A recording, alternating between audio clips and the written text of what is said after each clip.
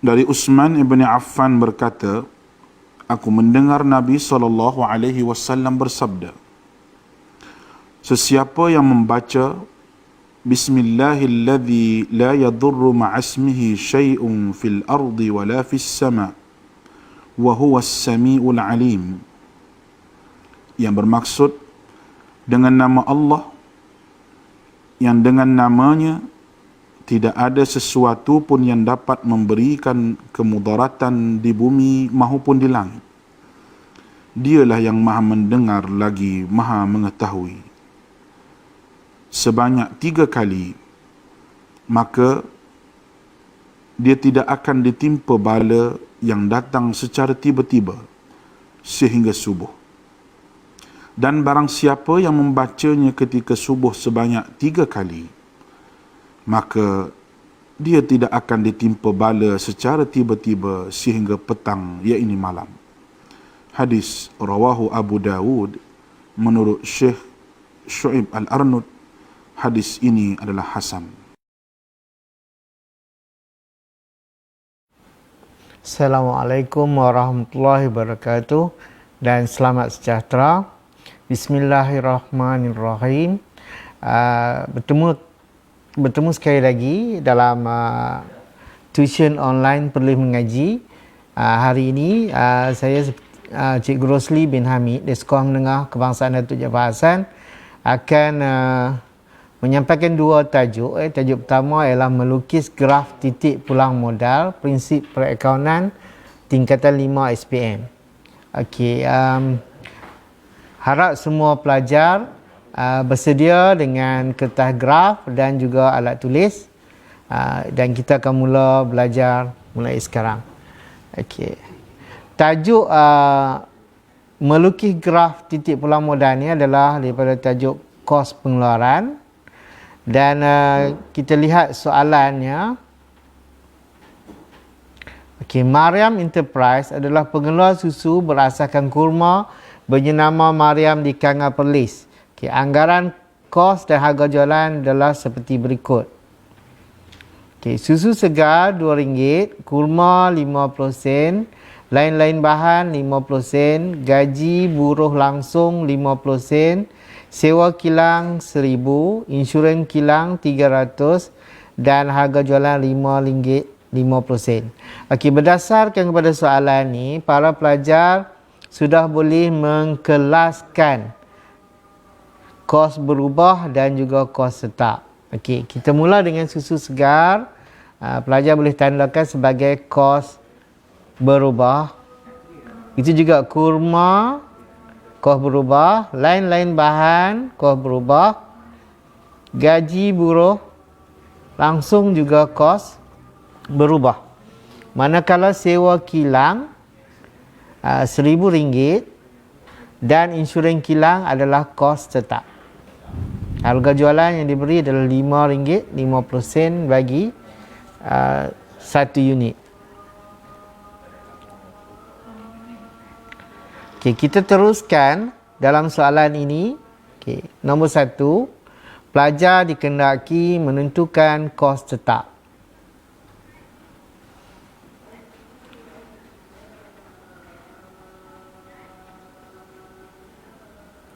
Okey, kita lihat sekali lagi. Yang kedua adalah kos berubah. Yang ketiga, mengira atau menghitung titik pulang modal. Dan yang keempat, berdasarkan jawapan di atas, kita akan lakarkan graf titik pulang modal. Okay, kita lihat jawapan untuk kos tetap. Kalau ikut pada soalan tadi, kos tetap adalah sewa kilang 1000 dan juga insurans kilang. Okey, nah, jadi jumlahnya adalah RM1,300. Okey. Kita pergi ke soalan yang kedua, iaitu kos berubah. Kos berubah seperti yang telah pun cikgu jelaskan tadi. Yang pertama adalah susu segar. Lepas tu kita akan tambah dengan kurma. Yang ketiga, lain-lain bahan.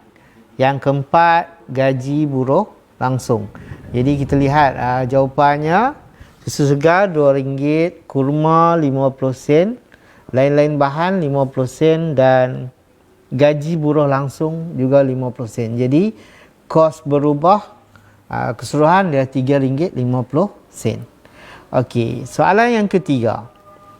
Pelajar dikendaki mengira titik pulang modal. Okey, titik pulang modal, apakah rumusnya? Rumusnya adalah kos tetap bahagi dengan margin caruman seunit. Okey, suka cikgu jelaskan di sini. Rumus untuk mengira margin caruman seunit adalah harga jualan seunit tolak kos berubah seunit. Ditunjukkan di sini ya.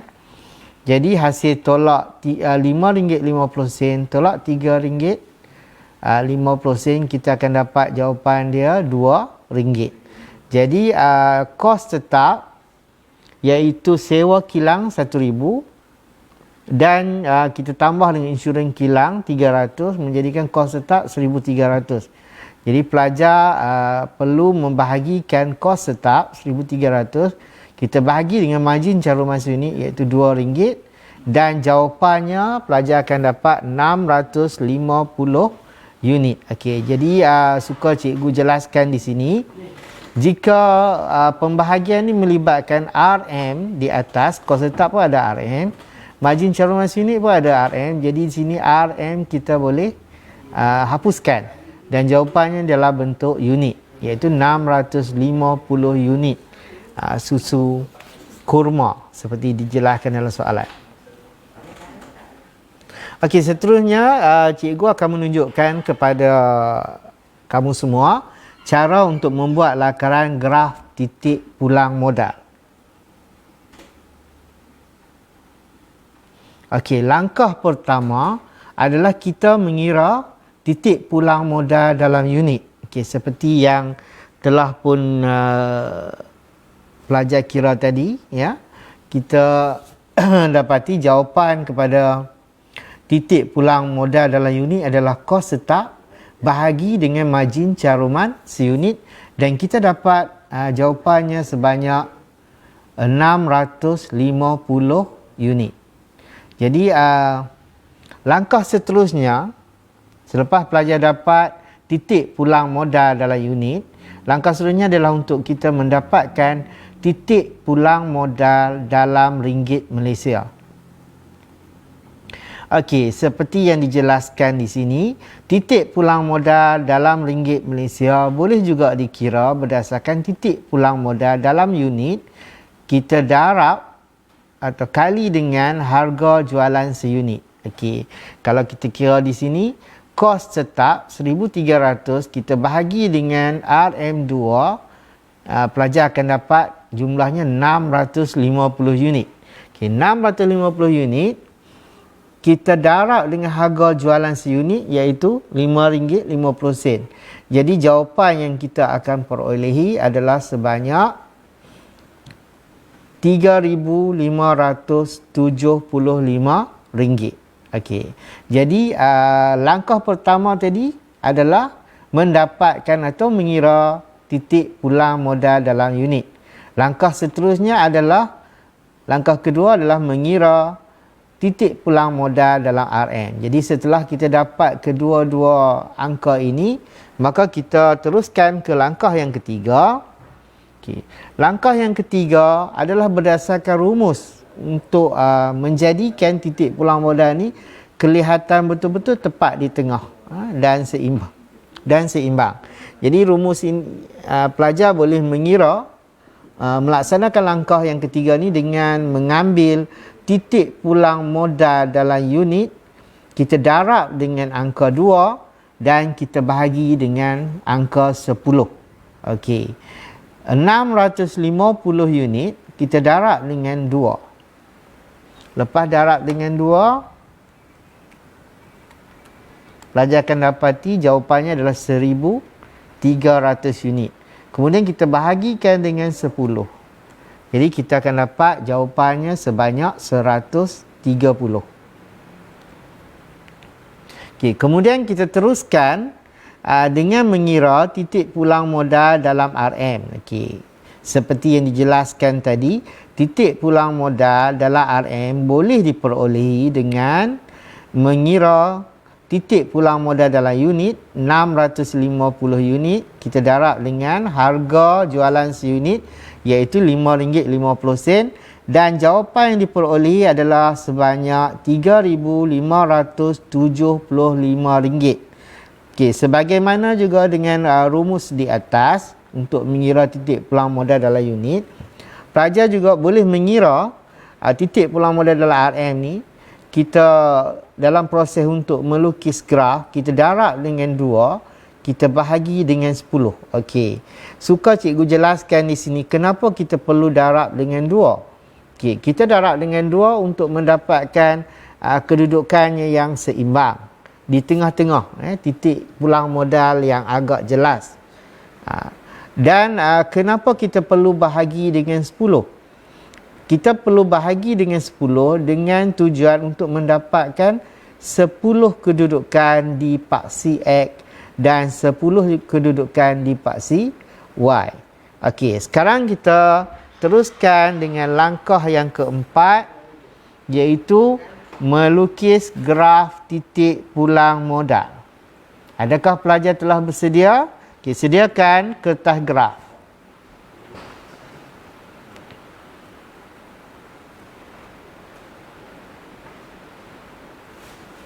Okey.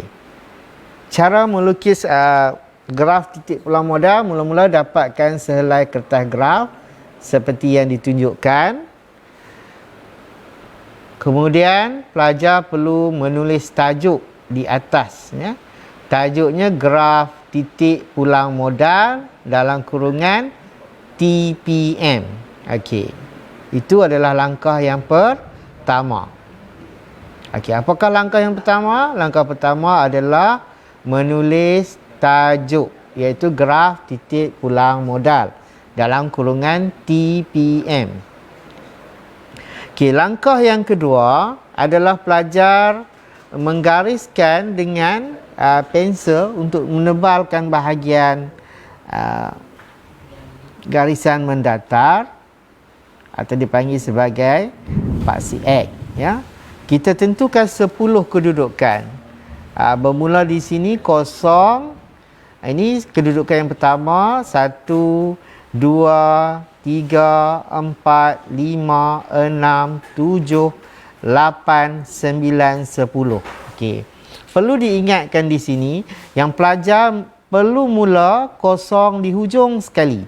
Kita tak boleh mula dekat sini sebab kedudukannya tak cukup 10 kalau kita kira lah. Jadi mesti 0 di sini dan ada 10 tempat sampai yang terakhir. Okey. Langkah seterusnya adalah kita membuat garisan menegak. Seperti biasa, pelajar juga mengira 10 kedudukan, 10 tempat. 1, 2, 3, 4, 5, 6, 7, 8, 9, 10. Okey, cukup 10 di sini. Okey, kita tebalkan garisan ini supaya jelas kelihatan dengan menggunakan pembaris. Okey, langkah seterusnya adalah meletakkan titik kosong atau sifar di hujung sekali kat sini. Diikuti dengan meletakkan nilai unit. Ingat tak tadi bila kita kira titik pulang modal dalam unit, kita akan dapat satu kedudukan dia. Titik pulang modal dalam unit dah 650 unit. Kemudian selepas kita menggunakan rumus darab 2 bahagi 10, kita memperolehi 10 kedudukan yang ditandakan sebagai kedudukan pertama 130. Pelajar boleh menggunakan kalkulator atau mesin kira. 130 tambah 130, kita akan dapat 260. Kemudian tambah lagi 130, 390. Tambah lagi dapat 520. Dan tambah lagi 130, kita akan dapat 650. Begitulah pada titik kedudukan seterusnya. Kita tambahkan setiap satu titik ini. 650 contohnya, kita tambah 130 dapat 780. Dan akhirnya pada kedudukan yang ke-10, pelajar akan dapati jumlahnya adalah 1,300. Okey. Boleh? Okey, bagus. Okey, seterusnya kita akan tentukan pula titik pulang modal dalam RM. Ditandakan sebagai RM dan kos. Okey. Berdasarkan penyiraan tadi, titik pulang modal dalam ringgit Malaysia, ya, dalam RM kita dapat angkanya 3575. Kemudian berdasarkan rumus untuk menentukan kedudukan yang seimbang, kita darab dengan 2 dan kita bahagi dengan 10. Jadi berdasarkan pengiraan ini, kita mula dengan kedudukan pertama 715 tambah dengan lagi 715 lagi dapat 1430, tambah lagi 715, tambah lagi dan akhirnya pada kedudukan yang ke-10 kita akan dapati jumlahnya adalah sebanyak RM7,150. Okey. Jika dah dapat, kita teruskan dengan langkah seterusnya, iaitu menandakan kedudukan titik pulang modal dalam unit dan titik pulang modal dalam ringgit Malaysia. Okey.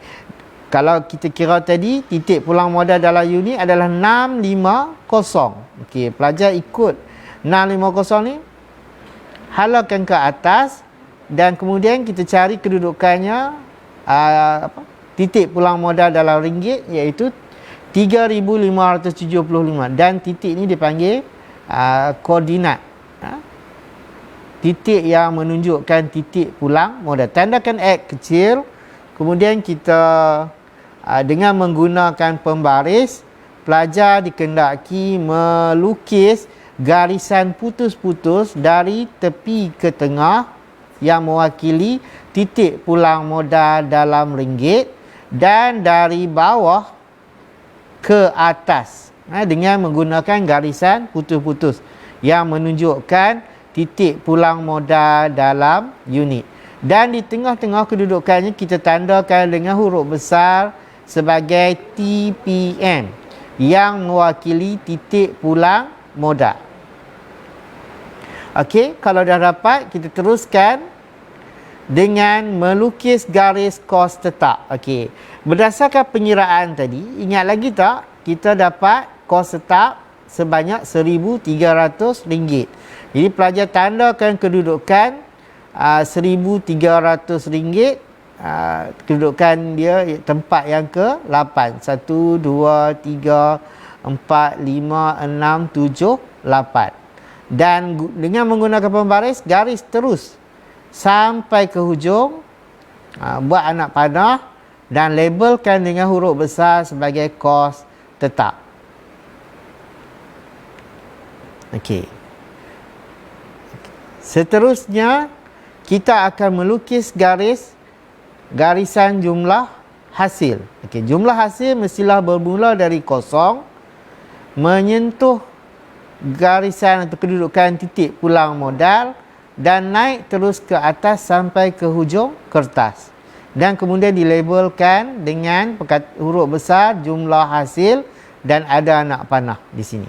Okey, dari kosong menyentuh titik pulang modal dan seterusnya sampai ke hujung garisan kertas, kertas graf ni.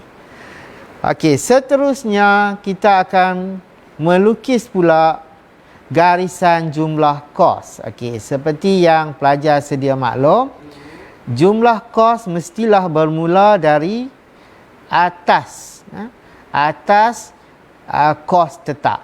Dia tidak bermula dari sifar atau kosong. Jadi daripada bermula dengan kos tetap ni, dengan menggunakan pembaris, pelajar boleh menggariskan terus melalui titik pulang modal, bersilang dekat sini dan terus ke atas sehingga ke hujung kertas. Letak anak panah dan seterusnya labelkan dengan huruf besar iaitu jumlah kos. Okey, langkah seterusnya. Jadi pelajar dah nampak kan? Ada dua segitiga di sini. Segitiga dari bawah ke TPM dan juga segitiga dari atas TPM sampai ke hujung kertas. Okey, sekarang kita labelkan. Okey, kita labelkan bahagian atas daripada titik pulang modal ni dalam ruang ini tulis sebagai keuntungan. Untung ataupun keuntungan. Kemudian bahagian bawah daripada titik pulang modal ni kita labelkan sebagai kerugian.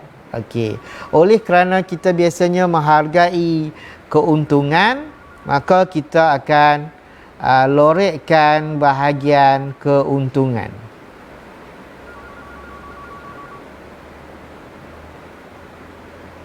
Okey. Jadi kita dah pun tamat melukis graf titik pulang modal. Okey. Okey, cikgu akan ulang balik dengan gerak yang pantas bagaimana kita mulakan kita mula melukis graf titik pulang modal. Langkah pertama tulis tajuk. Langkah seterusnya tebalkan garisan di paksi X dan juga paksi Y. Kemudian tanda 10 kedudukan. Seterusnya tandakan sifar di hujung. Tandakan 10 kedudukan unit.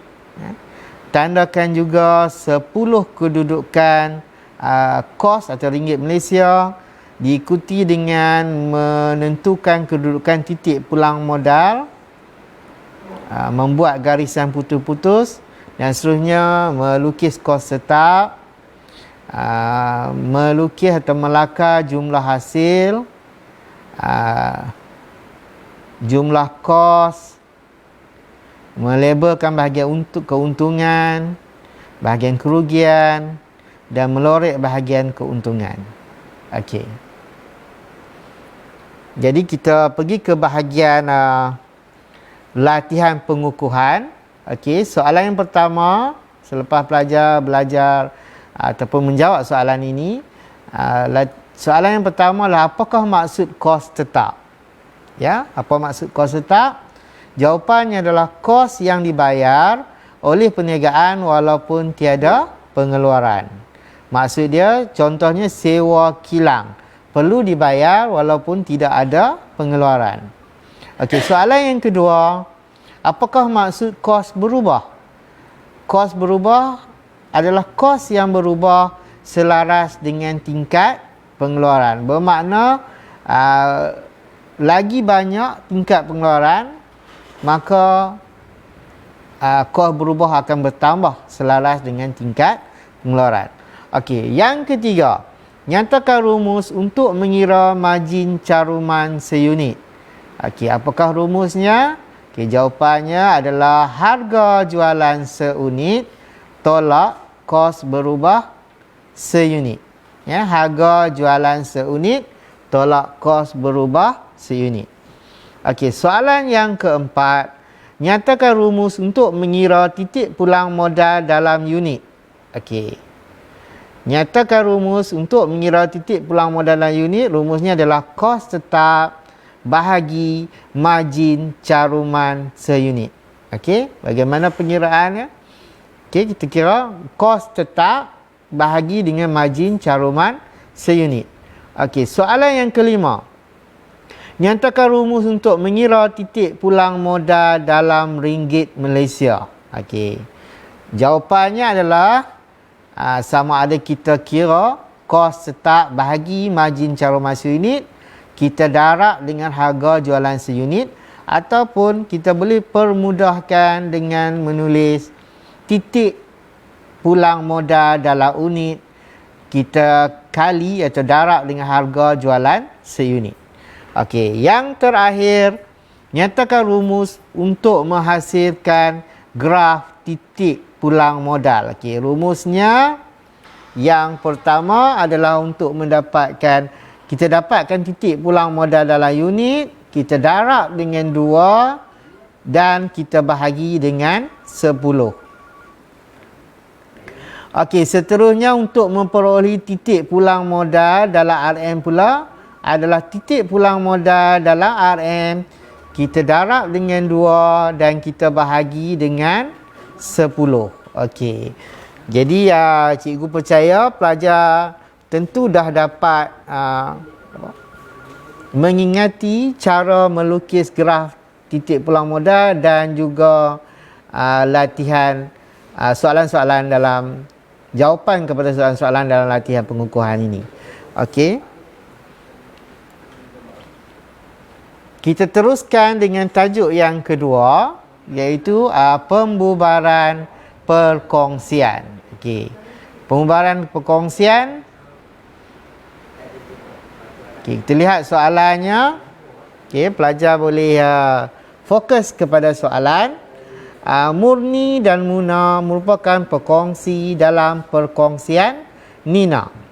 Pada 1 November 2019, mereka ingin membubarkan perkongsian dan mereka berkongsi untung rugi berdasarkan nisbah modal. Okey, nisbah modal. Kita lihat penyata kedudukan kewangan pada 31 Oktober 2019 adalah seperti berikut. Okey, ini adalah aset bekas semasa yang terdiri daripada perabot, alatan pejabat dan juga kenderaan. Aset semasa yang terdiri daripada bank. Bank ini adalah merupakan baki awal dalam bank. Pada 31 Disember adalah baki akhir. Kemudian inventory 4650 dan akaun belum terima. Okey, di sebelah ikuti pemilik pula, modal murni adalah sebanyak RM20,000, modal Muna RM30,000. Okey, kalau berdasarkan nisbah modal, kita lihat angka di hujungnya iaitu murni 2, Muna 3. Jadi 2 tambah 3 adalah 5. Jadi kita boleh kira macam ni, nisbah modal murni adalah 2/5 dan nisbah modal Muna adalah 3/5 berdasarkan angka di hujung. Kemudian akaun semasa murni mempunyai baki kredit. Baki kredit yang normal sebanyak 5,200. Akaun semasa Muna pula mempunyai baki debit iaitu sebanyak 550. Dan perkongsian ini mempunyai liability semasa iaitu akaun belum bayar bernilai 5,200 dan liability bukan semasa sebanyak RM10,000. Okey, kita lihat maklumat tambahan. Okey, perkara-perkara berikut. Perkara-perkara tersebut berlaku semasa pembubaran perkongsian. Pertama, perabot dan alatan pejabat dijual dengan harga RM15,000. Jadi bila dijual, kita akan biasakan bila perabot dan alatan pejabat dijual, pelajar perlu masukkan di sebelah kredit akaun realisasi dan ditulis sebagai bank. Apabila dijual, kita tulis sebagai bank. Okey. Yang kedua, kenderaan diambil alih oleh murni dengan nilai RM22,000. Yang ni pelajar akan tulis di sebelah kredit akaun realisasi. Kita tak tulis kenderaan, tapi kita tulis sebagai modal murni RM22,000. Okey, langkah yang ketiga, Muna mengambil alih pinjaman.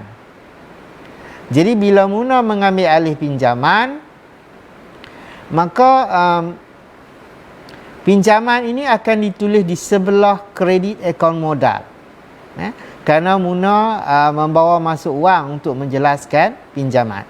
Perkara yang keempat, dicatat, okey, pelanggan menjelaskan hutang setelah ditolak hutang lapuk sebanyak RM250 dan diskaun diberi RM150. Jadi kita lihat berapakah nilai akaun belum terima. Akaun belum terima yang ditunjukkan adalah RM7,400. Kemudian ditolak dengan hutang lapuk RM250. Dan kita tolak lagi diskaun diberi sebanyak 150. Jawapan yang diperoleh adalah sebanyak 7,000. 7,000 ni hendaklah ditulis di sebelah kredit akaun realisasi dan ditulis sebagai bank 7,000. Kemudian perkara yang kelima, akaun belum bayar dijelaskan sebanyak RM5,000. Okey, bila akaun belum bayar dijelaskan sebanyak RM5,000, catatan yang akan dibuat adalah dalam akaun bank ditulis di sebelah kredit. Okey, ditulis di sebelah kredit. Kemudian semasa tarikh pembubaran terdapat sewa RM11,600 yang masih belum lagi dijelaskan. Jadi sewa ini akan ditunjukkan di sebelah debit dalam akaun realisasi sebagai bank. Itu juga perkara yang ketujuh, kos pembayaran sebanyak RM950 juga ditunjukkan dalam akaun realisasi sebagai bank. Semua penerimaan dan pembayaran dibuat melalui bank.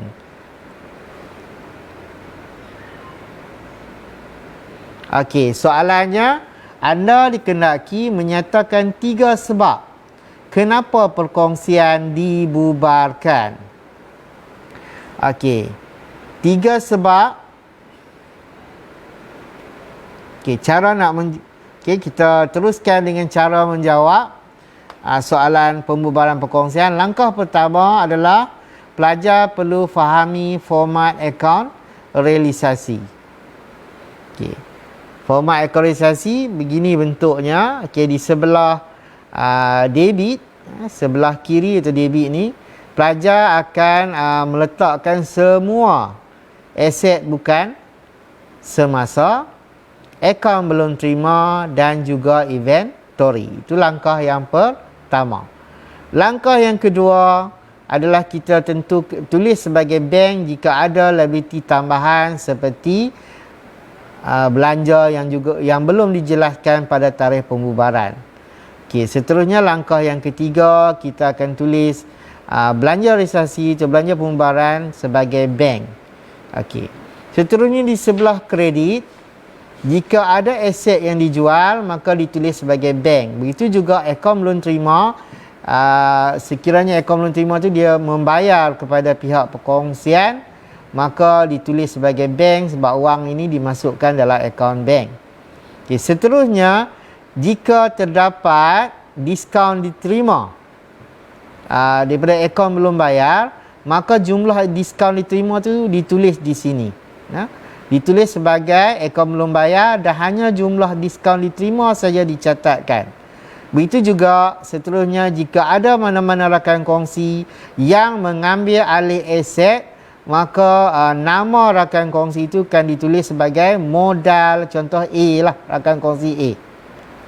Okey, seterusnya penentuan kepada untung dan rugi bergantung kepada sekiranya sebelah debit lebih banyak daripada sebelah kredit, maka kita akan tulis sebagai rugi realisasi dan begitulah sebaliknya. Okey, kita teruskan. Langkah kedua, pelajar perlu memahami format akaun modal. Okey, format akaun modal bentuknya macam ni. Begini ya. Baki BB ditulis di sebelah kredit untuk kedua-dua rakan kongsi. Lepas tu jika ada akaun semasa rakan kongsi yang berbaki di kredit, maka ditulis di sebelah kredit. Dan jika ada rakan kongsi yang akaun semasanya berbaki debit, maka akan ditulis di sebelah debit. Kemudian sekiranya terdapat rakan kongsi yang mengambil alih liability, maka nama rakan kongsi itu ditulis sebagai modal B di sebelah kredit.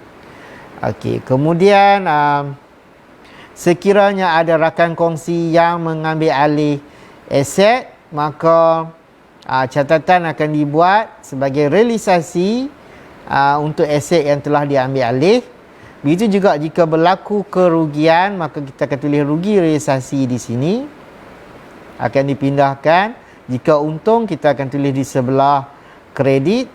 Dan angka pengimbang adalah dikira berdasarkan modal A tolak modal B, di mana jumlah yang sedikit di situlah wujudnya perkataan bank, dan begitulah untuk satu lagi rakan kongsi.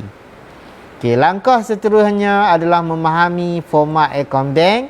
Akaun bank berdasarkan kepada soalan. Sekiranya akaun bank tu terletak di bahagian aset semasa, maka kita akan tulis di bahagian debit sebagai baki bawah baki BB.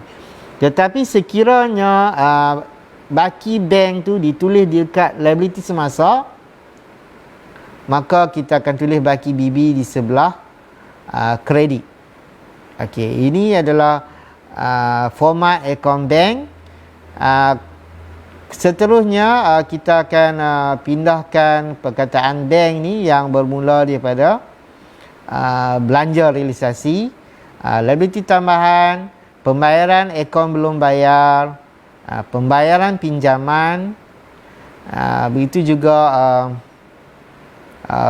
penyelesaian daripada akaun modal tadi, sama ada modal A dan modal B berakhir di sebelah kredit ataupun modal A dan modal B berakhir di sebelah debit.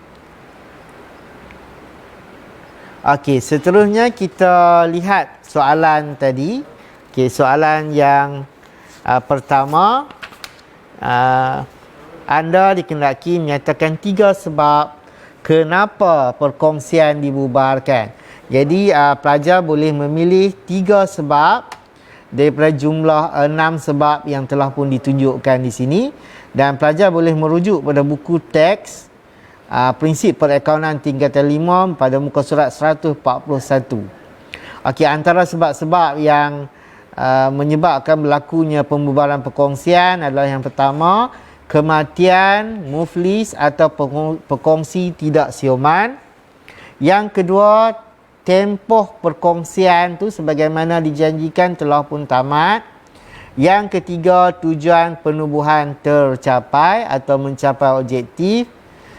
Yang keempat, atas perintah mahkamah. Yang kelima, sekiranya perkongsian itu menukar entiti perniagaan kepada syarikat sendirian berhad, maka perkongsian ini juga akan dibubarkan. Dan akhir sekali, salah satu sebabnya adalah persetujuan oleh semua perkongsi untuk membubarkan perkongsian. Jadi 3 cadangan untuk 3 sebab perkongsian dibubarkan adalah mencapai objektif, satu alasan. Alasan kedua, muflis, sama ada muflis, meninggal dunia ataupun tidak siuman. Dan alasan ketiga, berhijrah keluar negara. Okey, untuk soalan bahagian B, menyediakan akaun realisasi. Okey, langkah pertama adalah pelajar menulis semula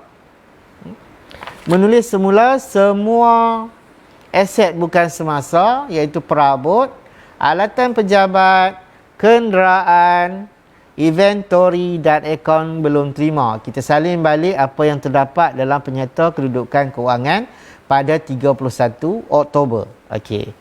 Langkah kedua, okey, sebelah debit kita isi dulu. Kita penuhkan bahagian debit dahulu. Langkah kedua, dalam maklumat tambahan ke-7, iaitu kos pembubaran sebanyak 950. Yang ni pelajar akan tulis sebagai bank 950. Adalah untuk belanja realisasi ataupun kos pembubaran. Okey, seterusnya untuk satu bahagian lagi, pada maklumat tambahan nombor 6, semasa tarikh pembubaran terdapat sewa berjumlah 1,600 yang masih belum dijelaskan. Yang itu kita boleh masukkan sebagai bank 1,600. Okey. Langkah seterusnya adalah kita menyelesaikan perkara nombor 1. Perabot dan alatan pejabat dijual dengan harga RM15,000. Apabila dijual, pelajar boleh tulis sebagai bank RM15,000. Kemudian yang kedua, kenderaan diambil alih oleh murni dengan nilai RM22,000 dan boleh ditunjukkan di sini sebagai modal murni 22,000. Yang ketiga, Muna mengambil alih pinjaman. Yang ini akan ditunjukkan dalam akaun modal di sebelah kredit, dan Muna membawa sejumlah wang untuk menjelaskan pinjaman. Okey. Seterusnya kita pergi ke bahagian yang keempat. Pelanggan, iaitu pelanggan di sini adalah akaun belum terima, telah menjelaskan hutang setelah ditolak dengan hutang lapuk 250 dan diskaun diberi. Okay, jumlah akaun belum terima sebelumnya adalah sebanyak 7,400. Kemudian kita tolak sebanyak 400 dan jumlah yang diperolehi adalah sebanyak, ditunjukkan di sini 7,000 ya.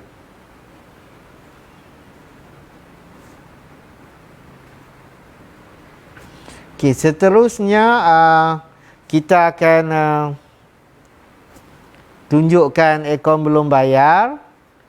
Ada diskaun dalam akaun belum bayar tu terdapat diskaun sebanyak 200, ditunjukkan di sini sebanyak 200.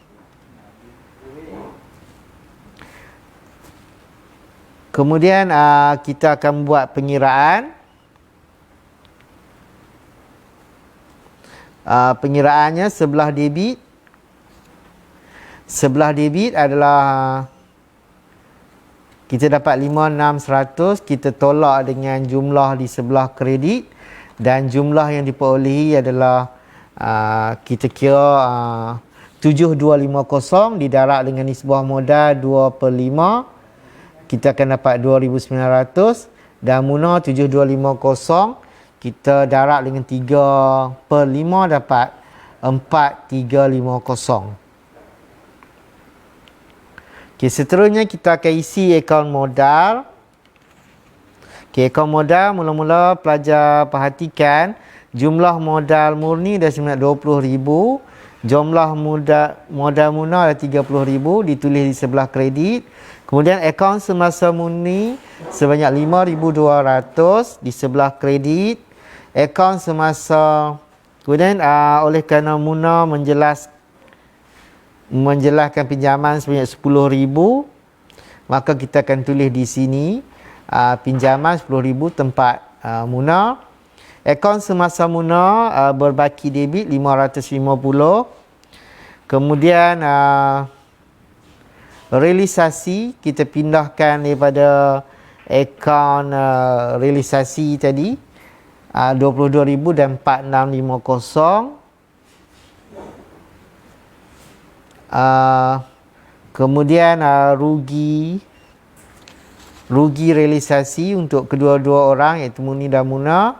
Dan akhir sekali jumlah sebelah debit, sebelah kredit ditolak dengan sebelah debit, kita akan dapati jumlahnya berbeza sebanyak 300 untuk murni dan Muna sebanyak 30,450.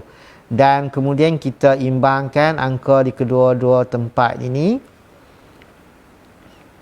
Okay, seterusnya kita akan teruskan dengan akaun bank. Akaun bank dicatat di sebelah debit kerana berbaki debit, aset 16,300. Kemudian realisasi adalah hasil daripada jualan aset.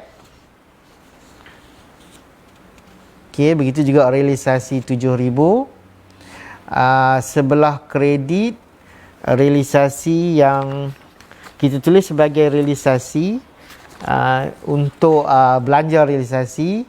Seterusnya untuk belanja untuk sewa yang belum dijelaskan. Kemudian akaun belum bayar dijelaskan sebanyak 5,000. Setelah ada diskaun sebanyak RM200. Dan kemudian kita pindahkan dari akaun modal sebelah debit ke sebelah kredit. Modal murni 300, modal Muna 30,450 dan kita jumlahkan pada kedua-duanya. Okey, seterusnya kita sediakan akaun belum bayar. Baki akaun belum bayar dia adalah di sebelah kredit sebanyak 5,200. Kemudian terdapat diskaun diterima sebanyak 200 dan baki hantar bawah sebanyak 500 dan kita imbangkan. Okey, seterusnya sebagai latihan pengukuhan, soalan yang pertama, nyatakan perkara pertama yang dilakukan semasa menjawab equalisasi. Pertama adalah menulis semula semua aset kecuali tunai dan bank. Yang kedua, apakah butiran yang perlu ditulis di sebelah debit equalisasi sekiranya terdapat belanja pembayaran? Kita akan tulis sebagai bank. Yang ketiga, apakah butiran yang perlu ditulis sekiranya terdapat belanja yang belum dibayar pada tarikh pembubaran? Kita tulis sebagai bank. Soalan yang keempat, apakah butiran yang perlu ditulis sekiranya aset dijual pada tarikh pembubaran? Kita tulis sebagai bank. Apakah butiran yang perlu ditulis sekiranya rakan kongsi mengambil alih aset? Kita akan tulis sebagai modal diikuti dengan nama rakan kongsi. Soalan yang keenam, apakah butiran yang perlu ditulis sekiranya terdapat diskaun diterima semasa pembubaran? Jadi butiran yang kita perlu tulis adalah tulis dalam equalisasi di sebelah kredit sebagai akaun belum bayar dan angka yang ditunjukkan adalah merujuk kepada diskaun diterima sahaja. Yang ketujuh, bagaimanakah cara untuk mendapatkan rugi realisasi? Jawapannya adalah sebelah debit yang banyak, kita akan tolak sebelah kredit yang sedikit. Jadi dapatlah rugi realisasi.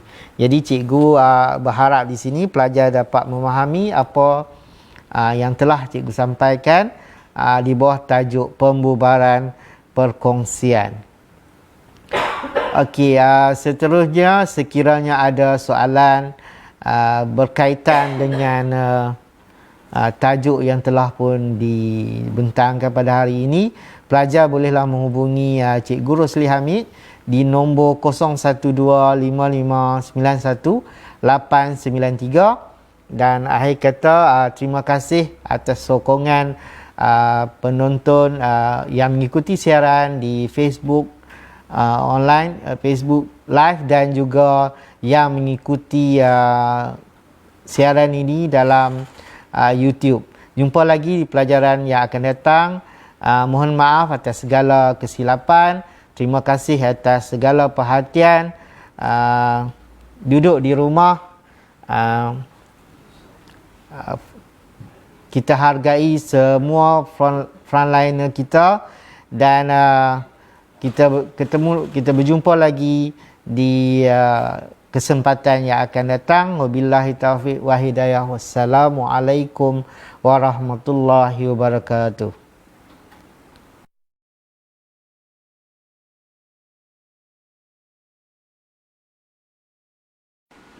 Daripada Anas bin Malik radhiyallahu anhu berkata, Nabi SAW pernah berdoa, Allahumma inni a'udzubika minal barasi wal jununi wal juzami wa min sayil asqam. Ya Allah, aku berlindung denganmu daripada penyakit sopak, penyakit gila, penyakit kusta dan penyakit-penyakit yang buruk. Hadis diriwayatkan oleh Al-Imam Abu Dawud dengan sanad yang sahih.